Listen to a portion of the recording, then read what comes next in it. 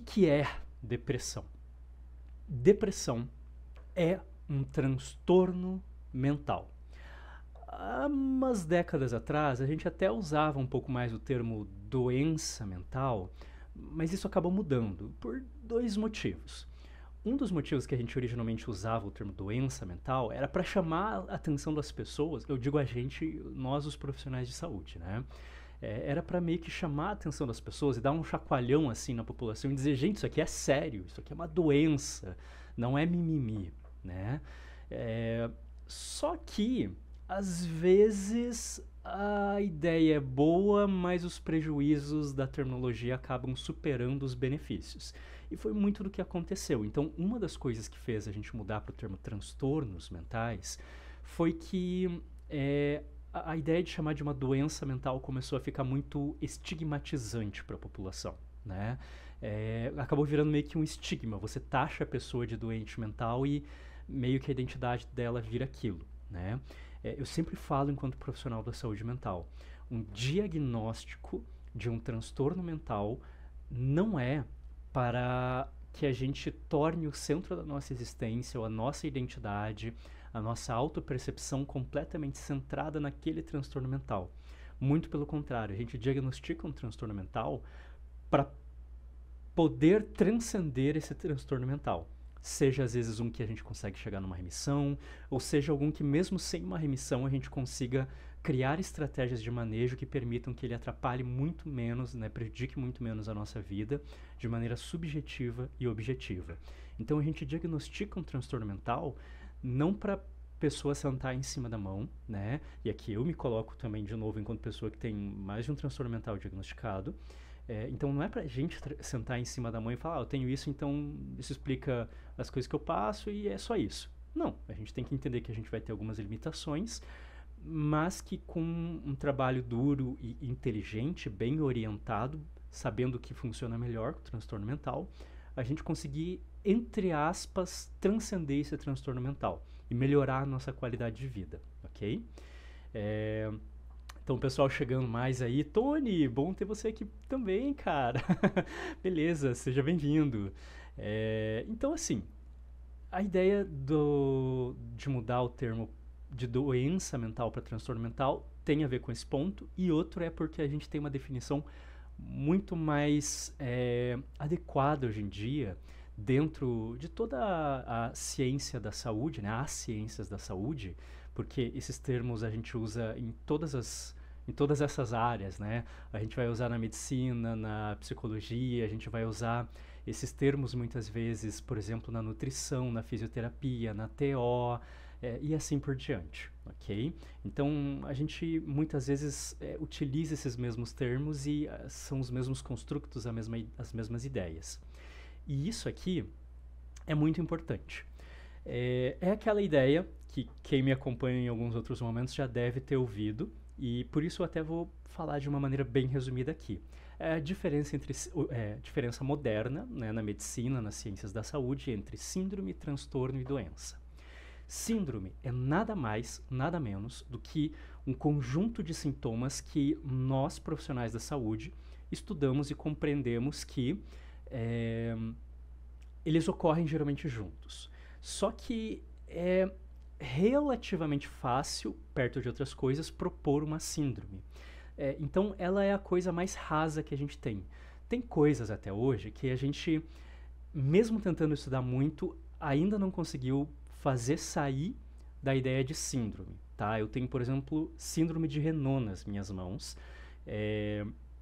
E é um problema que a gente entende que tem alguma coisa a ver com, por algum motivo, quando está muito frio, a circulação do sangue na mão baixa. Mas a gente não sabe muito mais do que isso, por isso ela até hoje, mesmo que já tenha décadas e décadas que ela foi identificada, até hoje a gente chama de síndrome, tá? E uma coisa importante é que não é apenas um conjunto de sintomas. Para ser síndrome, ou todas as outras coisas subsequentes, tanto transtorno quanto doença, para ser diagnosticado, ele precisa, tá? Ele precisa causar sofrimento clinicamente significativo e ou prejuízo em dimensões importantes da vida do indivíduo, tá? O que é o sofrimento clinicamente significativo? É um sofrimento que um profissional da saúde, quando a gente está falando aqui de questões mentais, né, um profissional de saúde mental, como um psiquiatra, um psicólogo, mas de forma geral, né, vamos dizer assim, um profissional da saúde, se for uma síndrome, um transtorno, uma doença geral, eles têm que entender como sendo uma coisa que está causando muita angústia, está causando muito sofrimento para a pessoa, um sofrimento emocional, um sofrimento psicológico, psíquico, como a gente quiser chamar. E não é uma coisa completamente subjetiva, nem por parte da pessoa, nem por parte do profissional. Tem várias escalas, tem vários inventários que permitem a gente mensurar um pouco mais esse tipo de coisa. Por exemplo, o mais validado cientificamente aqui no Brasil para depressão é o inventário de depressão de Beck segunda edição, ok? Eu aplico direto com os meus pacientes e ele é validado no mundo inteiro. Eu já acompanhei, por exemplo, paciente meu que estava morando na Turquia na época e eu estava me comunicando com um psiquiatra turco que atendia a paciente lá e a gente acompanhava o mesmo inventário de depressão de Beck, sabe? Para conseguir acompanhar o avanço, né, a progressão da melhoria dessa paciente na depressão. Então a gente até consegue ter algumas escalas e alguns inventários, inclusive, para tentar mensurar esse sofrimento, tá? Mas assim, não é uma coisa perfeita. Assim como, por exemplo, dor, né? Dor física é uma coisa que é extremamente importante a gente tentar mensurar dentro da medicina, para tentar entender, por exemplo, se um tratamento está dando certo ou errado. E existem várias escalas de dor. Mas é difícil ter uma objetividade completa, até mesmo na dor física, que é uma coisa estupidamente importante para qualquer médico entender nos seus pacientes, né? Para escolher cursos de tratamento. Então, esse sofrimento clinicamente significativo, a gente tenta trazer uma objetividade, né? Mas ele é central que exista, né? Mesmo que tenha uma parcela de subjetividade ali no meio também, tá bom? Mas um bom profissional da saúde vai conseguir fazer essa distinção entre o que é clinicamente significativo e não clinicamente significativo. E o outro lado, então, precisa ter ou os dois ou uma dessas coisas, né? São esses prejuízos em diversas áreas importantes da vida do paciente. Esses prejuízos são completamente objetivos, tá? Esses prejuízos são realmente dificuldades de funcionamento que a pessoa acaba apresentando e que atrapalham a vida da pessoa, atrapalham o resultado da pessoa, o sucesso da pessoa no dia a dia, tá? E tem que ser em áreas importantes. Pode ser na área profissional, acadêmica, escolar, que é uma área que geralmente é muito importante na vida das pessoas, na vida de relacionamentos da pessoa, né? Questões relacionadas à amizade, relações familiares, amorosas. Pode ser, vamos usar o exemplo da depressão aqui, pode ser até no autocuidado, como por exemplo higiene pessoal, ou questões de alimentação, né? Tem casos em que a pessoa ela entra numa questão assim de não conseguir se alimentar por dias, né? Colocando a própria vida em risco. Então esses prejuízos funcionais e objetivos em áreas importantes da vida do indivíduo, tá? Eles precisam ser considerados para algo ser no mínimo uma síndrome, mas também um transtorno, também uma doença, beleza? Então, deixa eu ver, Rick, bem-vindo, cara! Eu tenho que tomar muito cuidado com o que fala, porque muita coisa acaba engatilhando ele. Ok, amigo com deprê, toma muito cuidado com o que fala com ele. Pois é. Tá. Eu tenho um amigo muito próximo que foi diagnosticado com depressão grave, que queria algumas dicas de como apoiá-lo. Beleza. Então a gente vai falar principalmente dessa parte no final. Mas eu já adianto assim, uma das melhores coisas que a gente pode fazer é compreender a depressão. Que vai ser o que a gente vai estar fazendo na live como um todo aqui, tá? Então, eu vou dar algumas dicas ali mais no final de como que a gente geralmente consegue ajudar, principalmente por meio de um apoio profissional, mas tem algumas coisas que a gente, enquanto amigo, às vezes enquanto familiar, pode fazer também, tá? Ou pelo menos evitar de fazer para não piorar. Não sei se eu vou conseguir tempo de responder todos os detalhes e tirar todas as dúvidas, mas pelo menos o grosso, o principal vai, beleza? Então, isso é uma síndrome, né? Então, precisa ter um conjunto de sintomas e a gente tem que ter, para uma coisa síndrome, transtorno ou doença, sofrimento clinicamente verificável e ou prejuízo em dimensões importantes da vida do indivíduo, tá? Entenderam como, de novo, não é mimimi, A gente está falando de uma coisa séria. Sempre que a gente tem um transtorno mental, é uma coisa séria que está prejudicando o indivíduo, que está causando caos na vida da pessoa, né? E aí a gente dá um upgrade para transtorno, que ele tem que ter basicamente tudo que a gente tem no anterior e também um prognóstico, ou seja, a gente entende o curso, tá, dessa patologia, perfeito? Dessa psicopatologia no caso, né, para falar bonito, que é sinônimo de transtorno mental, né?